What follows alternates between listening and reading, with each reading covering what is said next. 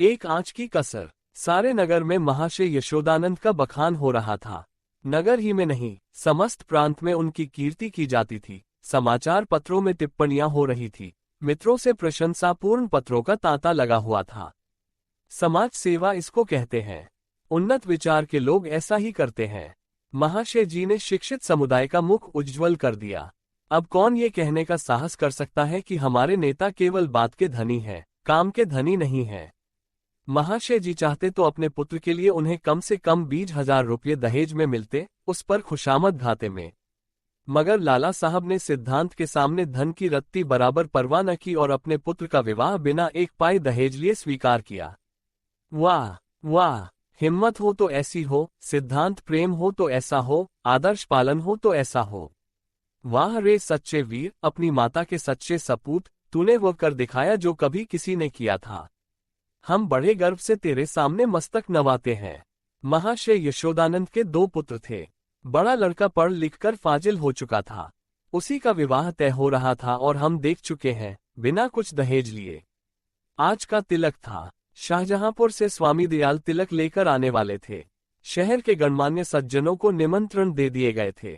वे लोग जमा हो गए थे। महफिल सजी हुई थी। एक प्रवीण सितारिया अपना कौशल दिखाकर लोगों को मुग्ध कर रहा था। दावत का सामान भी तैयार था। मित्रगण यशोदानंद को बधाइयां दे रहे थे। एक महाशय बोले, तुमने तो कमाल कर दिया। दूसरे बोले, कमाल, ये कहिए कि झंडे गाड़ दिए। अब तक जिसे देखा मंच पर व्याख्यान झाड़ते ही देखा। जब काम करने का अवसर आता था तो लोग दुम लगा लेते थे।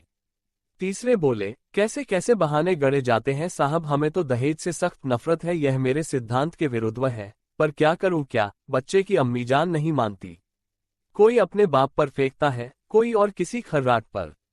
चौथे बोले, अजी, कितने तो ऐसे बेहया हैं जो साफ साफ कह देते हैं कि हमने लड़के की शिक्षा दीक्षा में जितना खर्च किया है वो हमें मिलना चाहिए, मानो उन्होंने ये रुपये उन्होंने किसी बैंक में जमा किए थे। पांचवे बोले, खूब समझ रहा हूं, आप लोग मुझ पर छींटे उड़ा रहे हैं। इसमें लड़के वालों का ही सारा दोष है या लड़की वालों का भी कुछ है?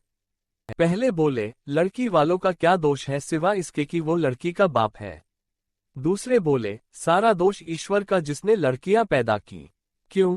पांचवे बोले, मैं यह नहीं कहता, न सारा दोष लड़की वालों का है, न सारा दोष लड़के वालों का। दोनों की दोष है। अगर लड़की वाला कुछ न दे तो उसे ये शिकायत करने का कोई अधिकार नहीं है कि दाल क्यों नहीं लाए, सुंदर जोड़े क्यों नहीं लाए, बाजे गाजे पर धूमधाम के साथ क्यों नहीं आए, बताइए। चौथे बोले, हाँ, आपका ये प्रश्न गौर करने लायक है। मेरी समझ में तो ऐसी दशा में लड़के के पिता से यह शिकायत न होनी चाहिए। पांचवे बोले, तो यूं कहिए कि दहेज की प्रथा के साथ ही दाल, गहने और जोड़ों की प्रथा भी त्याज्य है। केवल दहेज को मिटाने का प्रयत्न करना व्यर्थ है। यशोदानंद ने कहा, यह भी थोथी दलील है। मैंने दहेज नहीं लिया है, लेकिन क्या दाल गहने न ले जाऊंगा। पहले सज्जन बोले, महाशय आपकी बात निराली है। आप अपनी गिनती हम दुनिया वालों के साथ क्यों करते हैं? आपका स्थान तो देवताओं के साथ है।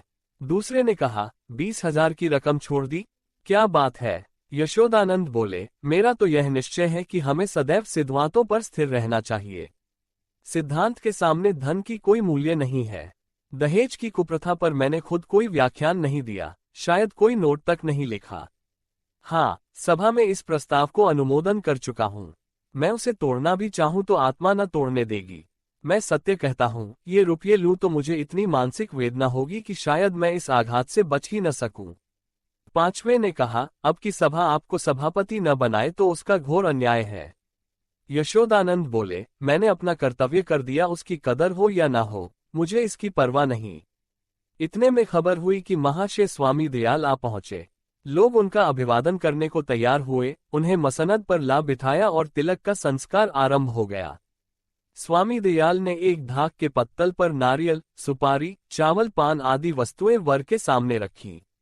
ब्राह्मणों ने मंत्र पढ़े, हवन हुआ और वर के माथे पर तिलक लगा दिया गया।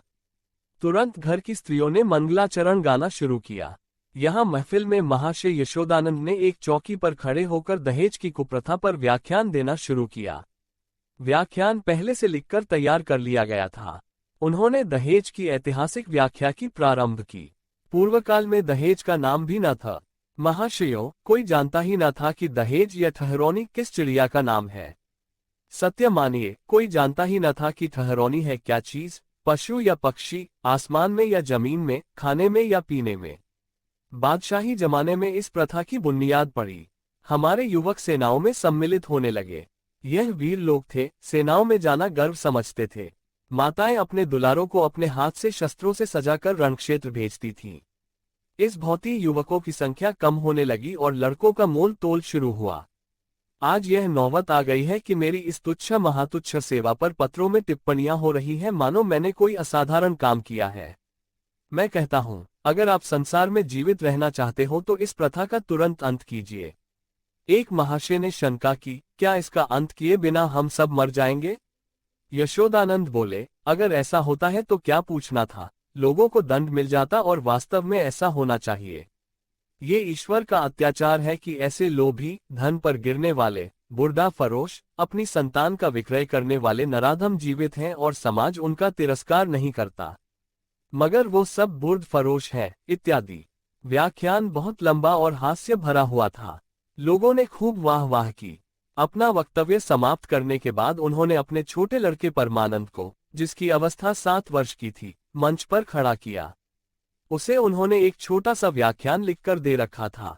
दिखाना चाहते थे कि इस कुल के छोटे बालक भी कितने कुशाग्र बुद्धि हैं। सभा समाजों में बालकों से व्याख्यान दिलाने की प्रथा है ही, किसी को कुतूहल न हुआ। बालक बड़ा सुंदर, होनहार, हंसमुख था। मुस्कराता हुआ मंच पर आया और एक जेब से कागज निकालकर बड़े गर्व के साथ उच्च स्वर में पढ़ने लगा। प्रिय बंधुवर, नमस्कार। आपके पत्र से विदित होता है कि आपको मुझ पर विश्वास नहीं है। मैं ईश्वर को साक्षी करके कहता हूं कि धन आपकी सेवा में इतनी गुप्त रीति से पहुंचेगा कि किसी को लेशमात्र भी संदेह न होगा। हाँ, केवल एक जिज्ञासा करने की धृष्टता करता हूं। इस व्यापार को गुप्त रखने से आपको जो सम्मान और प्रतिष्ठा लाभ होगा और मेरे निकटवर्ती में मेरी जो निंदा की जाएगी, उसके उपलक्ष्य में मेरे साथ क्या रियायत होगी? मेरा विनीत अनुरोध है कि 25 में से 5 निकालकर मेरे साथ न्याय किया जाए। महाशय यशोदानंद घर में मेहमानों के लिए भोजन परसने का आदेश करने गए थे। निकले तो यह वाक्य उनके कानों में पड़ा, 25 में से 5 निकालकर मेरे साथ न्याय किया कीजिए। चेहरा फक हो गया। झपट कर लड़के के पास गए, कागज उसके हाथ से छीन लिया और बोले, नालायक, ये क्या पढ़ रहा है? ये तो किसी मुवक्किल का खत है जो उसने अपने मुकदमे के बारे में लिखा था। ये तू कहाँ से उठा लाया? शैतान, जा वो कागज ला जो तुझे लिखकर दिया गया था। एक महाशय ने कहा, पढ़ने दीजिए, इस तहरीर में जो लुत्फ है वो किसी दूसरी तकरीर में न होगा। दूसरे ने कहा, जादू वो जो सिर चढ़ के बोले। तीसरे ने कहा, अब जलसा बर्खास्त कीजिए। मैं तो चला। चौथा बोला, यहां भी चलते हुए। यशोदानंद बोले, बैठिए बैठिए, पत्तल लगाए जा रहे हैं। पहले ने कहा, बेटा परमानंद, जरा यहां तो आना, तुमने ये कागज कहाँ पाया? परमानंद बोला, बाबूजी ने ही तो लिखकर अपने मेज के अंदर रख दिया था। मुझसे कहा था कि इसे पढ़ना। अब नाहक मुझसे खफा हो रहे हैं। यशोदानंद बोला, वो ये कागज था कि सुअर? मैंने तो मेज के ऊपर ही रख दिया था। तूने ड्रा में से क्यों ये कागज निकाला? परमानंद बोला, मुझे मेज पर नहीं मिला। यशोदानंद ने कहा, तो मुझसे क्यों नहीं कहा, ड्रा क्यों खोला? देखो, आज ऐसी खबर लेता हूं कि तुम भी याद करोगे। पहले यह आकाशवाणी है। दूसरे ने कहा, इसको लीडरी कहते हैं कि अपना उल्लू सीधा करो और नेकनाम भी बनो। तीसरे ने कहा, शर्म आनी चाहिए। ये त्याग से मिलता है, धोखेधड़ी से नहीं। चौथे ने कहा, मिल तो गया था पर एक आंच की कसर रह गई। पांचवे ने कहा, ईश्वर पाखंडियों को यूं ही दंड देता है। ये कहते हुए लोग उठ खड़े हुए। यशोदानंद समझ गए कि भंडा फूट गया, अब रंग न जमेगा। बार बार परमानंद को कुपित नेत्रों से देखते थे और डंडा तौलकर रह जाते थे। इस शैतान ने आज जीती जिताई बाजी खो दी। मुंह में कालिख लग गई, सिर नीचा हो गया। गोली मार देने का काम किया है। उधर रास्ते में मित्र वर्गियों टिप्पणियां करते जा रहे थे। एक ने कहा, ईश्वर ने मुंह में कैसी कालिमा लगाई कि हयादार होगा तो अब सूरत न दिखाएगा। दूसरा ने कहा, ऐसे ऐसे धनी, मानी, विद्वान लोग ऐसे पतित हो सकते हैं। मुझे यही आश्चर्य है। लेना है तो खुले खजाने लो, कौन तुम्हारा हाथ पकड़ता है? यह क्या कि माल चुपके चुपके उड़ाओ और यश भी कमाओ। तीसरा ने कहा, मक्कार का मुंह काला। चौथा बोला, यशोदानंद पर दया आ रही है। बेचारे ने इतनी धूर्तता की, उस पर भी कलई खुल ही गई। बस एक आंच की कसर रह गई।